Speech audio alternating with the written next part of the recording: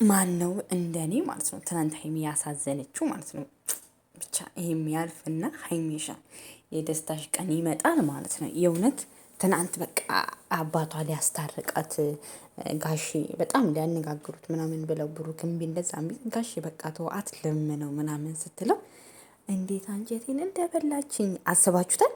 በቃ ማለት በቃ እሷ ከአቅሟ በላይ ስለሆነ ነው ጋሽን የላከችውበት ማለት ነው። ማለት አጠገቧ አለች እያወራችሁ ነው፣ ግን በቃ አልፈልግም እኔ ወደ አንቺ ህይወት አልመጣም ምናምን ሲላት በቃ አስባችሁታል።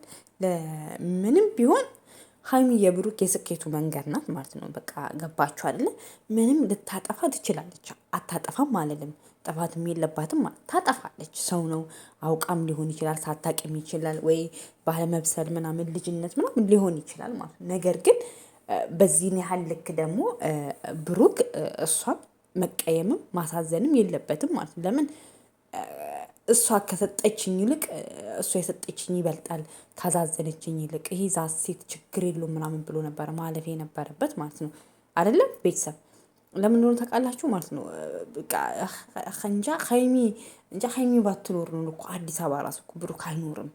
የእውነት በቃ አለሷ ማንንም የለውም። ስትሄድም ስትመጣም እሷ ናት ያለችው። በደስታው በሀዘኑ በህመሙ በሁሉ ነገር በቃ ምን ብዬ በዩቲዩቡ ጋር በሰብስክራይብ በሁሉ ነገር ሀይሚ አለች። ሀይሚ ስኬቱ ነች። ስኬቱ እስከሆነች ድረስ ዝም ነው እሱም በቃ እሱ የሆነ ጊዜ ትዝ ካላችሁ ያቺ ከሶስና ጋር ምናምን አልጋ ላይ ተይዞ ያ ሁሉ ነገር ተደራርሰው ይቅርታ ብለው አይደለን?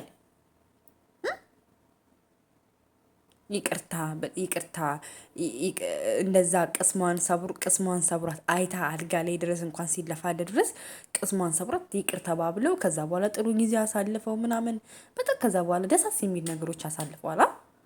ዛሬ ላይ ደግሞ እሷ ይቅርታ ሲላት አልተቀበለችም። አዎ ለምንድን ነው ማመን አለባት ብዙ ነገሮችን ጸጥ ብላ። እሷ ህፃን ልጅ አይደለችም።